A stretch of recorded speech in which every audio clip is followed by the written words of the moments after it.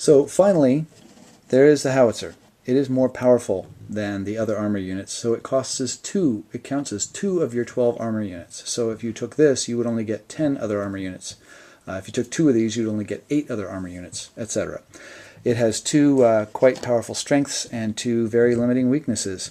In the first place, it has an attack strength of 6, so that's the same as 3 GEVs or 2 missile tanks. It's quite potent. It's the same as the Ogre's missiles. It has a range of 8 hexes, which is really substantial. And so at 8 hexes, that's twice the range of the missile tank. It means that if the Ogre moving at full speed cannot move into its range and fire at it before the howitzer can get a shot off at it. And of course, if the Ogre doesn't want to waste a missile, doesn't have any missiles, the howitzers command half the field. The map is only I believe 15 hexes wide, and this can fire a range of 8, so it can really command a lot of the map. The 2 weaknesses, so it's strong and has long range. The weaknesses are, number 1, it's immobile, and that's not good. And secondly, it has a defense of 1, so virtually any attack is going to destroy it. Finally, there's infantry. Infantry have a few special rules. Number 1, there's those anti-personnel guns on the Ogre can shoot at them, which can't shoot at anything else. And it only moves 2, and its range is only 1. But you do get plenty of it, and it's the only other thing that can cross these hex sides. You see these rubbled hex sides? Only infantry and the Ogre can cross those. So the GEV has the infantry has some advantage there. You get 20 strength points of infantry to defend against a Mark III, in addition to your 12 armor units, and 30 strength points of infantry to defend against a Mark V. Finally, there's the command post itself. This thing has essentially no defensive strength. Any attack will destroy it. That includes being run over, anti-personnel weapons, anything. You just have to keep the Ogre away from it. It's almost always placed against the last line of the map, and usually right here behind these 2 craters. Everyone seems to think this makes the Ogre work just a little bit harder. I'm not certain that's true, but that's where we usually put it. So that's that. So that's essentially how movement works, and along with all the values. Let me talk about how combat works. And in a nutshell, this is the combat results table. I think I have a larger one. Here we go. Super simple. You have an attack strength. You have a defense strength. Multiple Ogre weapons or multiple armor units can combine their attack strength into one attack, and you can attack something twice. So if I fire my heavy tank at a main battery, the main battery is not destroyed, another heavy tank can shoot at that same main battery.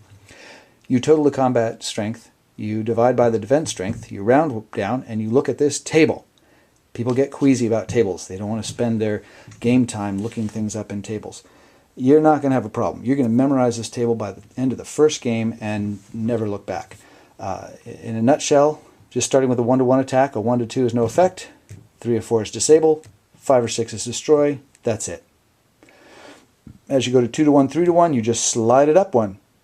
So on a 2-to-1, one of the non-effect is gone, disable, disable, 3 destroys, 3-to-1, disable, disable, 4 destroys, 4-to-1, you only have 1 chance of disabling.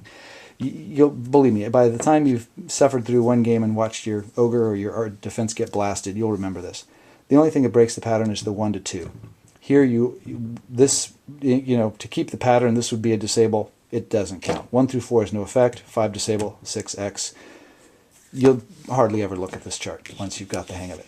This particular one has an X that's distinguished from the XX. That was a distinction that was introduced in Ogre miniatures, but it has no effect on the Ogre board game. And that just decides whether or not there is a wreck left behind to block a road or provide cover for infantry. But you can ignore that. And so that in a nutshell is combat. Disabled results do not affect Ogres. Ogres, it's just a no effect against an Ogre. Against an armor unit, we flip the armor unit over. In the following turn, it does not get to move or fire. In the Ogre's turn following that turn, it's still disabled, and if the Ogre gets another disabled result against it, it's destroyed, so it's a little bit more vulnerable there. Once the Ogre's had another turn to shoot at it and didn't shoot at it or didn't destroy it, it comes back and it's as good as ever. So that part is also very simple. Now, if you want more details about all this, you can get this document right here.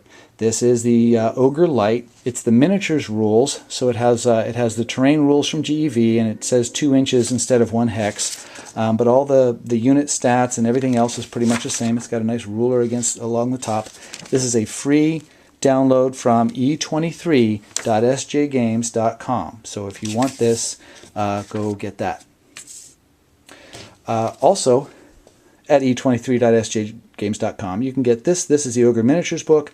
This is from the mid-90s. It's been updated several times, and there have been some clarifications and so on. This is $10 at e23.sjgames.com. So you can get the rules. They are very available. $10 is very reasonable for that. If you go really crazy with Ogre, I always recommend people get GURPS Ogre, now available as a PDF, or you can find it here and there secondhand. It's got a lot more specific, concrete details and more artwork and stuff about the different things. If you want more background, even if you're not going to role play, if you want more background, this is the book. The Ogre book is also available as a PDF and here and there secondhand, and it's got a lot of different strategy articles, new scenarios, all kinds of great stuff. And also I must point out that up front there are some truly hysterical cartoons have been included. Where'd they go? Well, anyway. So that in a nutshell is Ogre. I'm going to be putting up an example game of Ogre as a video, and also do a video on what was added in GEV.